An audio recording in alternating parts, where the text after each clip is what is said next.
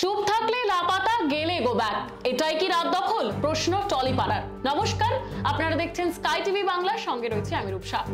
গত 4 সেপ্টেম্বর রবিবার রাতে রাত দখল কর্মসূচিতে যোগ দিতে গিয়ে আন্দোলনকারীদের হাতে হেনস্থার শিকার হয়েছেন অভিনেত্রী ঋতুপর্ণা সেনগুপ্ত সহ মিমি চক্রবর্তী ও একাধিক টলি তারকা।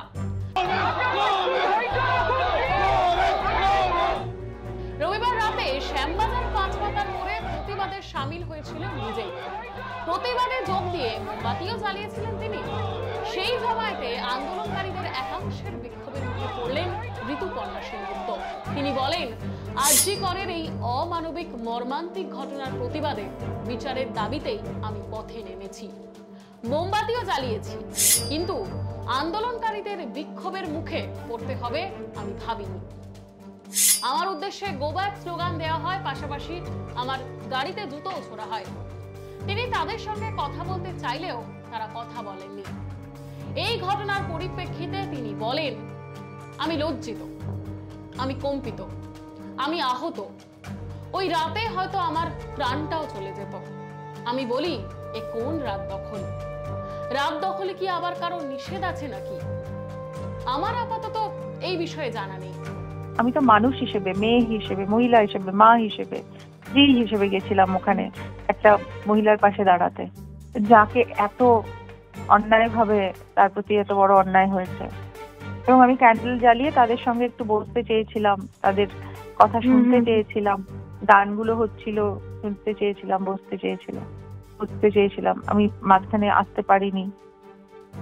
এইটা রূপ, এইটা যদি আমাদের রূপ হয়, তাহলে আমরা কোথায় বাস করছি? তারা জানেও না কি করছে, এত নির্বোধ মানুষ। আমার দুঃখ হলো, কষ্ট হলো, আমি পুরো শকড হয়ে গেলাম, কম্পিত হয়ে গেলাম। যেভাবে ওরা গাড়িতে ধাক্কা মারছে, গাড়িটা তো ভেঙেই দিয়েছে আবার চারিদিকে। আমার দরজাটা খুলেও, আমি গাড়িতে যখন ধাক্কা মারছে তখন আমি দরজা খুললাম, কেউ দরজা খুলতো না, আমি দরজা খুলেছিলাম। যে আমি বললাম যে আপনারা শুনুন আমার কথাটা। এরা কারা? এরা তো নিশ্চয়ই আন্দোলন করতে আসেনি।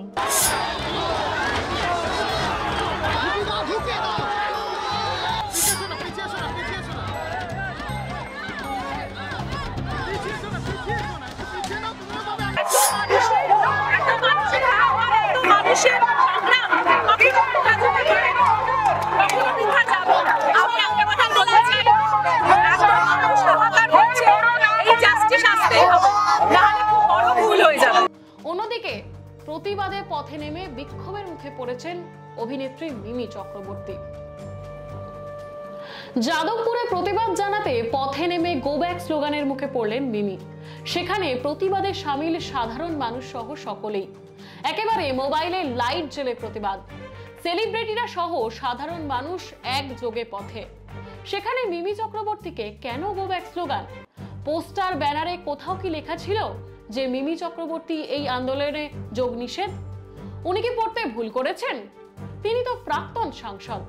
তিনি তো রাজনীতি ছাড়তেও চেয়েছিলেন বলে দাবি করেছিলেন সোশ্যাল সাইটে। তিনি কি কোনো ঝান্ডা নিয়ে প্রতিবাদ করেছিলেন? আর ঋতুপর্ণা সেনগুপ্ত, তিনি তো রাজনীতিই করেন না। তাহলে কেন এই মর্মান্তিক ঘটনার বিচার চাইতে এত বড় অবিচার কেন? তাহলে কি বলতেই হয়, পথে নামলে গো ব্যাক আর না নামলে লাপাতা? সবাইকে না একজোট হয়ে একটাই জিনিস বারবার আউড়ে যেতে হবে, সেটা হলো we want justice and we cannot deviate from it. অনেক শক্তি থাকবে যারা চাইবে আমরা ডেভিয়েট হয়ে যাই, we should not deviate from it. এই হয়েছে সেটা আমাদের একটা জিনিসে স্টিক করতে হবে, উই ওয়ান্ট জাস্টিস। দোষী দোষ করেছে, আর শাস্তিটা এমন হওয়া উচিত যাতে নেক্সট টাইম একটা মেয়ের গায়ে হাত দেওয়ার আগে 100 বার ভাবে।